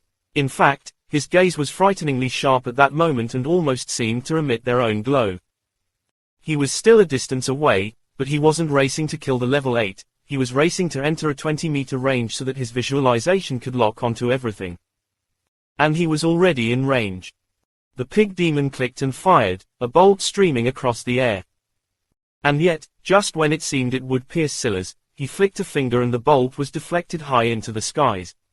Before it could spiral out of control, it stopped in the air, aimed toward the pig demon, and fired. The pig demon, who had been waiting to hear shots of pain and was prepared to celebrate his victory, had his throat ripped through in the next instant. The bolt was powerful, but not more powerful than Silas' telekinesis. A light weapon, only good for its speed, wasn't able to stop Silas now unless it could exert more physical than he could. But a purely mechanical weapon like this one had no ability to do so, especially not in the hands of a pig demon like this one. Silas crossed the last 10-meter distance and stomped on the edge of the wall hard. The second level 8 was slow to react, and at that moment, a crossbow appeared out of Silas' madness key. With a pinch of his telekinesis, it fired. Blood spurted and the second level 8 died before it could even understand the situation. Silas quickly fell through the air and managed to catch onto the edge of the outpost before quickly pulling himself up. His figure was seen for a brief instant thanks to the flickering torches rolling around on the ground inside the wall and all of the pig demons seemed to roar to life. But Silas was entirely focused on something else. How heavy is this thing? He looked to the side and found baskets filled with thick crossbow bolts that must have been at least 2 meters in length. There were easily about 100 of them in this outpost alone. Silas stored them all away, then without hesitation, he levied a forceful kick against the mounted crossbow, knocking it off the outpost and sweeping down toward it as the village roared to life. Chapter 216, Control. Silas moved swiftly, sweeping down from the skies. The crossbow bolt was definitely well over 100 pounds, and it needed far more force than just this to wind up. However, much like old crossbow bolts, they relied on physics to make the output lower than necessary. As such, after a cursory glance, Silas was confident that he could wind it up if he used 6 sets of telekinesis, each working on its wind-up handles. However, that would eat up all the capacity of his wisdom, or at the very least, almost all of it. So he wouldn't be able to focus on anything else, not even his visualization. Luckily, the large crossbow was already loaded once. As for its bolts, they would be more than useful. Each one was over 20 pounds heavy, and the kind of devastation that Silas could unleash with them. Silas' kunai slipped into his waistband as he stored the large ballista away. He pressed a foot into the soft soil and dodged out of the way of an arrow he slightly diverted the path of. He soared up, landing on the city walls. Around him, 4 ballista bolts appeared. Each one was over a meter long, their bold tips glistening in the night as a light snow fell. Silas locked onto several targets at once and then sent them soaring out like rockets. He controlled them perfectly until he reached the end of his 20-meter range, and then let them fly on their own. He realized immediately that his accuracy suffered when he did this.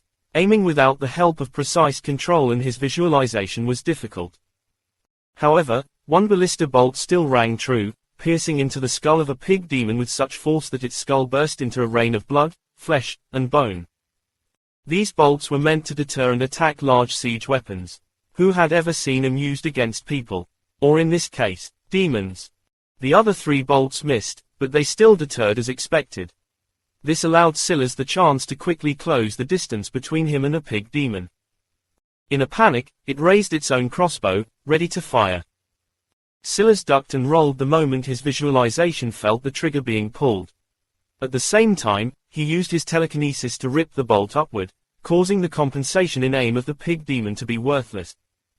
The bolt soared over his shoulder and he popped to his feet, his fist streaking through the air. His green eyes seemed to leave streaks in the air as he moved, their eerie emerald marking the night sky. Every muscle in his body thrummed to life. In these days, his comprehension of the physical stats had reached an unprecedented level, and as such, so too did his control over his own body. He might still not have much fighting experience, but in terms of reading, reacting, and countering in a life-and-death situation. And as a result, your understanding of less than madness control greater than has deepened, less than madness control greater than has reached silver mastery. Your understanding of less than madness control greater than has been temporarily raised by madness comprehension. Less than madness control greater than has temporarily reached gold mastery, madness control, FF plus, skill. Your body is your temple and it listens to no commands other than your own. Plus 1.0, plus 0.6, effectiveness. Bang! Silas felt every inch of the pig demon's face crumbling beneath his fist. He seemed to want to run his entire arm through its face, his adrenaline spiraling through his body like molten lava. As he breathed, a foggy whiteness painted the night. Every one of his movements seemed to superheat the air. He moved without thinking, his body swaying out of the way and grabbing a bolt just before it entered his shoulder. The bolt crumbled to ash and Silas didn't slow in the slightest, another 4 ballista bolts appearing around him as he was suddenly surrounded. The pig demons hadn't been able to see what happened before because of the darkness, and certainly didn't expect this to suddenly happen. And this time, they were too close to dodge. Bang, bang, bang, bang. 4 died in quick succession and Silas knew that he had already cleared all the level 7s. Only the level 8s remained, but he kept sending glances toward the direction of the core of the village. He could feel movement, and he was ready to escape at any moment. No matter what, he would only take as much risk as necessary and not a single ounce more. The movement of the level 8 snapped him back to attention. By this point he had already moved to the second outpost, wiping out another quarter of the torches and eyeing a second ballista. But this time, both level 8s were at full attention. The gleam of a crossbow locked onto Silas from the distance. However, much like last time, he had more than enough time to react. His telekinesis surged and ripped the bolt out of the air, sending it flying back with just as much speed, but this time from above. To Silas' surprise, the level 8 managed to react. Or, rather, his partner did, holding up a shield and casting a skill that covered them both. Silas' pupils constricted. He had been acting fast until now, killing before the pig demons could react. But he wasn't the only one with means outside just the physical. What was even more fearsome was that at this point, the level 8s had already pointed a new pair of crossbows at him, firing both at once. Silas was too close now to react with the same approach, and they would also be ready for his telekinesis. Without a choice, he too cast a shield skill, less than solidify greater than activated and stood in front of the twin bolts. Despite the fact they hit in unison, the shield continued to stand tall. That was the good news. The bad news was that a shimmering silver-blue skill was activated, and now Silas' position was as clear as day. Chapter 217, Azrael. Silas wasn't slow. He analyzed the situation quickly and knew that it was likely time to leave. He wouldn't be taking down this village today. However, he would be taking down this outpost. His telekinesis flourished, and he was about to press down forcefully to dispel the skill when he had another thought. Enchanted Scribe activated, and the orb of silver blue that protected the 2 pig demons reflected in his eyes almost like an array of numbers and symbols. He found a weak point, and immediately understood that the pig demon had only grasped this skill to common mastery. He suppressed the thought and focused his telekinesis, ripping into the weak point. The shield popped like a balloon, and he quickly dispelled Enchanted Scholar, activating basic etherflow in the next instant. His body churned, and he sent out 2 fists. Fists of emerald green soared through the air, colliding against the heads of the pig demons and sending them flying. All the while, Silas never stopped moving. The sole of his foot pivoted and pressed hard against the edge of the log wall. He soared forward in a parabolic arc, grabbing onto the outpost and pulling himself up, ready for a fight. However, he found that both level 8s were already dead. He took their corpses and snatched the ballistic bolts. With swift steps, he returned to the edge of the outpost and kicked it down just like he had the other. However, it was at that moment he sensed something that rocked his senses. The harsh whistling came first, and then it entered his visualization, appearing like a bolt of black lightning in his senses. But Silas knew what it was before it entered that range. There was only one thing that it could be. They had fired a ballista at him, uncaring about the lives and deaths of their companions. The moment Silas had this thought, the bolt ripped through the thin wooden walls of the outpost. The size of the outpost was too small. It was just enough for 2 people, and you would be hard-pressed to find enough space for 10 to stand shoulder to shoulder. Most of that space was even taken up by the baskets of ballista bolts that Silas had already put away. It could be said that this wasn't a comfortable job at all. Just by aiming in the middle, Silas felt like he had nowhere to dodge. All the hairs on Silas' body stood on end. In that moment, his mind split 6 ways, and his potential was bursting at the seams. He cast 2 less than solidify greater than S in quick succession, reaching forward with 2 hands for his 3rd action, and then forming another pair of hands for his 4th and 5th. The ballista bolt ripped through his pair of shields as though they were nothing more than tissue paper. The moment they ripped through, Silas' hands clamped down on its body, trying to keep it away from his chest. At the same time, his secondary pair of illusory hands gripped the body of the bolt, pulling with all the force it could muster.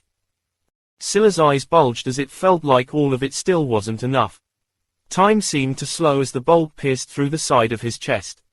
He realized in that moment that saving his last split mind to dispel a technique had been worthless.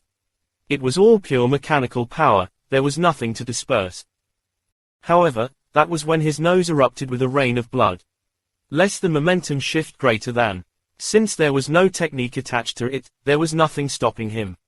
His ether roared, but the problem was that the physical of the ballista bolt was far beyond 200 physical, which was the limit of less than momentum shift greater than. Trying to change its direction now, especially in the opposite direction, was a fool's dream. However, when it all came together, Silas felt his ribs crack and then the scorned wraps activated, burning the bolt to ash. Silas coughed up a mouthful of blood, feeling that his ether was running on empty thanks to his stupid use of less than momentum shift greater than, and his mind felt like it was screaming, having given it everything it had. However, he knew that he had to go. Bang! The sound echoed through the night and Silas knew a second bolt was coming. His heart leapt to his throat, but this time, he was much luckier. Somewhat. The good news was that the bolt didn't strike as true this time.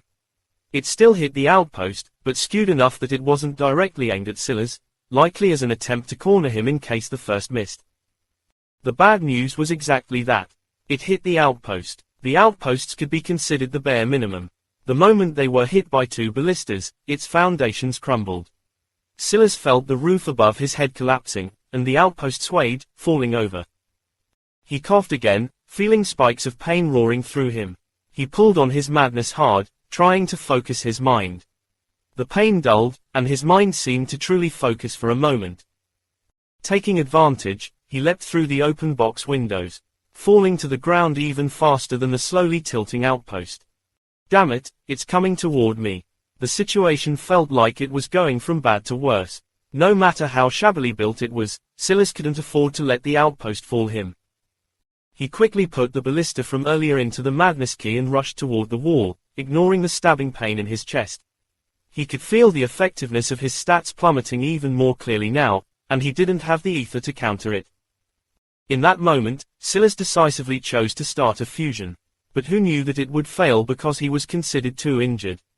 It was only then he remembered that when he first contracted the Basilisk King, there was a period of time he couldn't use it because he had injured it too severely. Silas' gaze turned grave. He knew that the situation was bad. Boom! He managed to get out of the way of the outpost. My mind is the only thing I have left, and barely at that. Making a decision, Silas picked up the torches that were beginning to burn the ground and threw them full force into the village behind him. However, it was then he felt something spine-tingling. He couldn't help but look back to see a man approaching from the far-off distance.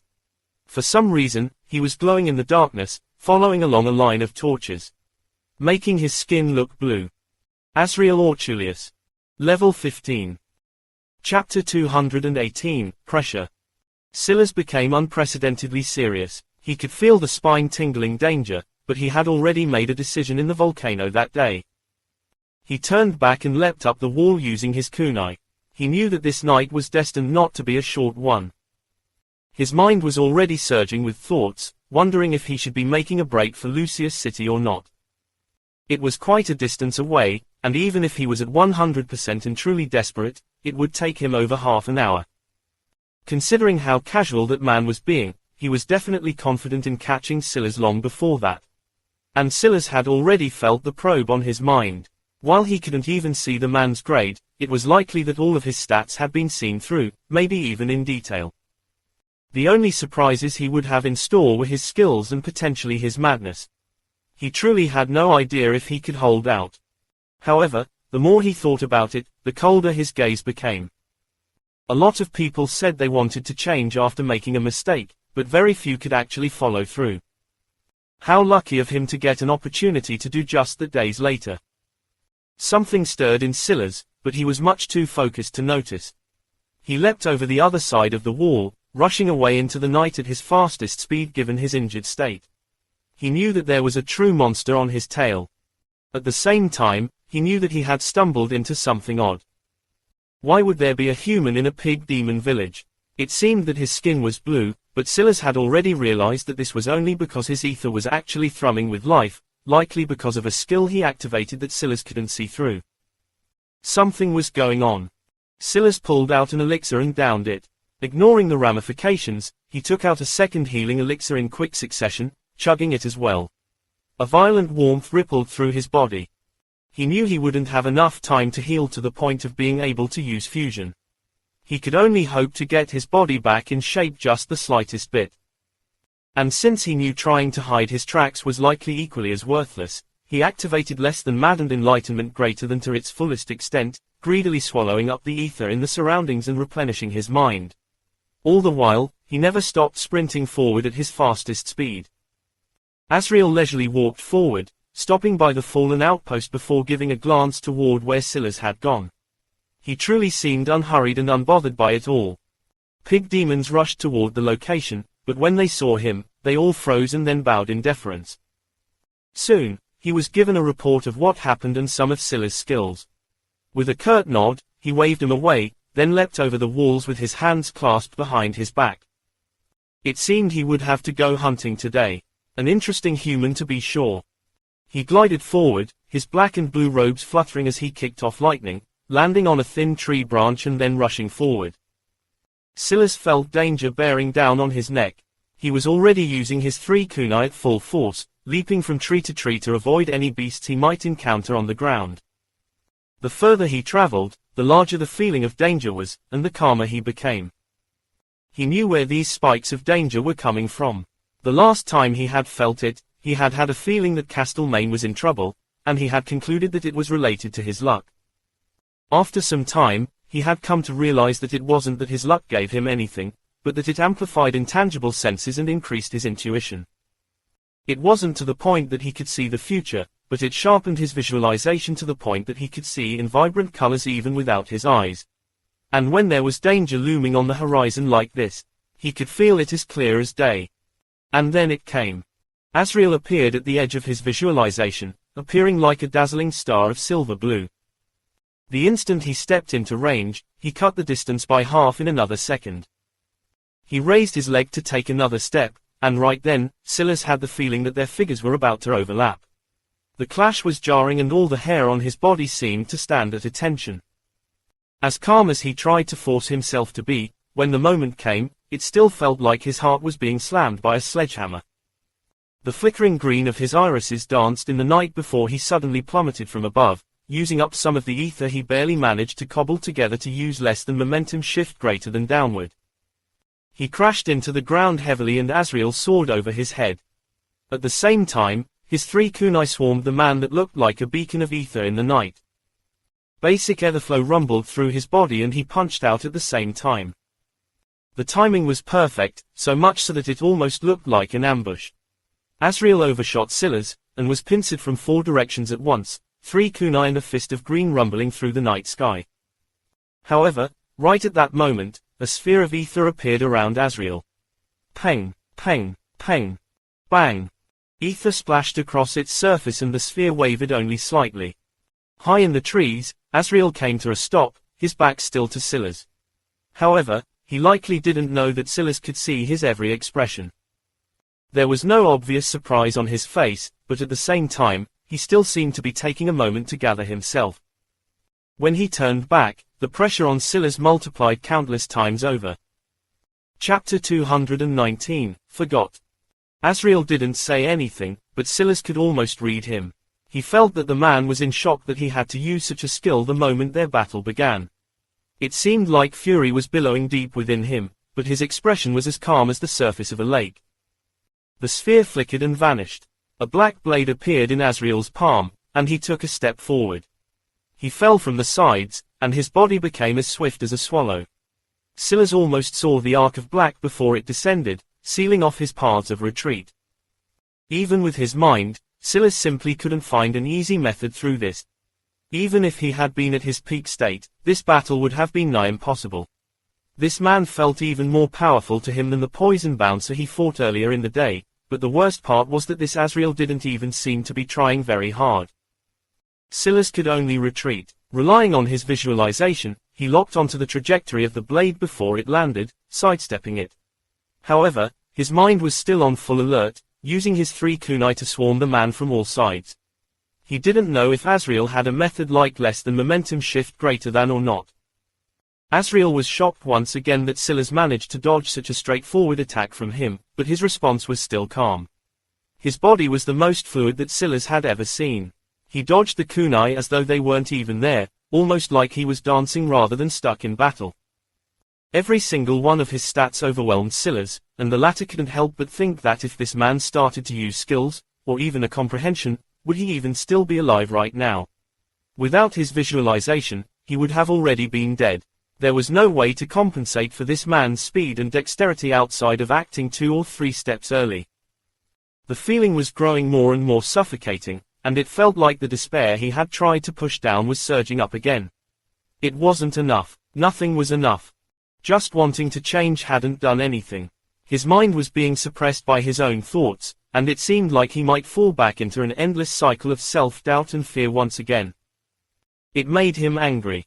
He had already made his decision, why would his body not listen? It had always done so before. When he wanted to get up at 5 a.m., he would do so without fail. When he wanted to give up on sugar and eat a healthier diet, he had done so without missing a beat. He couldn't stand the weakness, he couldn't stand the lack of control. It was absolutely suffocating. He just wanted his mind to listen to him. He just wanted his body to be molded by his hands and that of no one else. Silas' eyes reddened, and his madness seemed to spiral somewhat out of control. For the first time in a long time, it even began impacting his own state. But rather than increasing the strength of his madness, it dissipated it. His kunai, which had been able to display over 200 physical in power, lost at least 20% of their strength. His control over his body faltered, and he slipped up. An arc of black cut into him and almost took his entire right arm off. The spike of pain alerted him to a change, and he was shocked away. He hurriedly retreated again and again, not bothering to use less than solidify greater than because he knew that there was no way the shield could block the physical of this man. However, that moment of alertness seemed to last for only a moment before the fury came back. He was actually being so pathetic again. Calm down. The roar came from Silas' own mind. Almost in a maddening sort of rationality, he came to understand that fury would do him no favors in this situation. In fact, it might be even better if he could feel nothing at all. He pulled on less than maddened enlightenment greater than harder and harder, focusing not on ether, but his state of mind. Arcs of black light roared through the air, leaving splintering wind in its wake. Sometimes this wind alone was so sharp that more and more wounds began to appear around his body. With every wound that Silas suffered, another spike of pain would come with it, but he seemed to use it like a tempering. Every slash was another reminder to wake up, and every spike of pain was something he had to fight against to maintain his focus. He wanted more control, more calmness. He wanted his will to be forged through iron and tempered with the blood of the heart if he had to. Asriel suddenly kicked out, catching Silas off guard. The powerful stroke forced Silas to use less than solidify greater than even if he didn't want to. But it shattered his shield with spine-tingling swiftness, and then the sole of his foot landed squarely on Silas' chest, forcing a clean break on his already fractured ribs. Silas was blown back and he slammed into a tree. Its leaves rustled violently, and blood flew from his mouth. The shock of pain hit him in a whirlwind, yet his eyes remained unprecedentedly focused as though nothing at all could shake him. Then he felt it. Your understanding of less than maddened enlightenment greater than has deepened, less than maddened enlightenment greater than has reached common mastery. Your understanding of less than maddened enlightenment greater than has been temporarily raised by madness comprehension, less than maddened enlightenment greater than has temporarily reached bronze mastery. The rush of ether coming towards Silas exploded, but the change to his mind was even greater. It was almost as though he had changed the path of less than maddened enlightenment greater than down a completely different route. The glowing green irises, mostly just a facade in normal times, became more real and tangible as though his eyes had truly become their own light. He forgot everything. He forgot fear. He forgot despair. He forgot pain. His mind was entirely focused on finding a method to kill the opponent before him. Chapter 220, Stable. Ether pulled towards Silas in a torrent.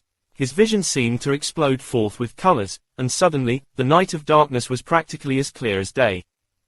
The pain was thrown to the back of his mind, and he rolled to the side, his focus unprecedented as he weaved his way out of the path of another sword strike. He could feel every fiber of his body being flexed to an extreme. In that moment, he entered an unprecedented state of focus where his mind and his body truly seemed to be one. It wasn't that his mind was controlling himself so perfectly any longer, but rather that every command was executed with the most perfect of precision, making it feel as though his limbs were being controlled by separate minds. And right then, they were. He abandoned his kunai and split his attention. Every movement he made, he focused on bringing it to the pinnacle of what perfection meant to him in his thoughts and his aspirations. Every angle, every slight twitch was expanded until it was at the forefront of his mind, and right then, it looked as though his body was being puppeted by 6 different streams of thought that all shared just a single mind in the end. His arms twisted and contorted, his hips spinning, and his legs sliding out of the way of attacks. Slices through the air that had ended up nicking him just minutes ago were just barely evaded by him, and the storm of blades landed on nothing more than empty air. Streaks of green were left in the night as his gaze shifted and his body moved. He focused entirely on dodging, forgetting about everything else but the environment that surrounded them. Because Asriel had cut off his path of retreat before, Silas could tell that with every effort he made, he was being pushed back toward the village he had just escaped. If things continued like this, it was likely that even the pig demons would soon come to intercept his path. The pressure of death had never been so great, but he didn't waver, focusing everything he had on the moment at hand. What came would come no matter what. If he didn't deal with this man first, there would be no coming back from this. So he pushed, and when he thought he wouldn't have anything more to give, he pushed even harder. His focus was draining faster than less than maddened enlightenment greater than could keep up with, but even this thought was tossed away as fast as it came. More, faster, sharper. The swift blades surrounded him in a cyclone, and soon the wind pressure alone was cutting into his tracksuit, ripping him up from head to toe, and yet still unable to penetrate his skin again. By this point, Asriel couldn't help but frown, the first hint of true emotion that the man had shown. He found it hard to believe that this was happening. He had already taken out his blade, and yet a weak level 0 like Silas was still able to keep his life. Honestly, he had wanted to capture Silas alive, but he was starting to get irritated. Where had this person come from? Fine. Asriel's voice was shockingly charming. It had a deep cadence that could lull a baby to sleep and make women swoon. It was just a single word, but Silas felt a flash of danger alert him in the back of his mind. This man's charisma was off the charts and felt comparable to Silas' own even while he had madness activated. His current charisma was 680. With the 10% boost from his title, it was well over 700. However, it was precisely because of this feeling that Silas saw it coming before it came. He activated Enchanted Scholar, and the world was painted in runes, especially around Asriel, who looked as though he was being surrounded by fluttering silver-blue butterflies in the shape of ancient characters. The lingering word he had spoken took shape in the air almost like the focus words of a mage, and when he slashed out, his blade ran right through it. And yet, instead of cleaving the rune in two, the blackened sword was coated by it and a vicious scythe formed in the air, rushing towards Silas at a speed that was almost impossible to track with the naked eye. Silas had been in this world for long enough. He knew the kind of shocking feats those that called this world their own could accomplish. However, he had still always felt that modern technology was still superior, at least for now. At the very least, he would very much rather battle against the mammoths than a pistol, even if the former could cause tsunami waves of earth to assault him. For the first time, he changed his mind. This blade was no less lethal, no less quick and sharp, no less hair-raising than a speeding bullet. His focus almost wavered, and his mind shook, but his will clamped down and his gaze flashed with a fierce light. At that moment, the stabilizing bracelet glowed and a shield of black and dark gold appeared. Less than King's shield, greater than. With how troublesome it was to complete a fusion, Silas knew that he couldn't take it for granted. As such, the last time he had used his fusion, he took the opportunity to load up the bracelet with 2 more skills. He would have loved to have more less than shadow warps greater than, but since that wasn't possible, he could only abandon it and take the second best options he had. Sword blade and shield met, and a wild flurry of air surged out in all directions. The shield cracked, but so too did the scythe-like blade carving through the air in a sparkle of silver blue. By this point, Silas had already dashed to the side as the blade cut through the shield, whistling by him before shattering into a rain. Asriel was caught off guard again. His expression became gloomier and his aura began to slowly strengthen. Since this Silas character wanted to be difficult, he would just have to bring out his true strength.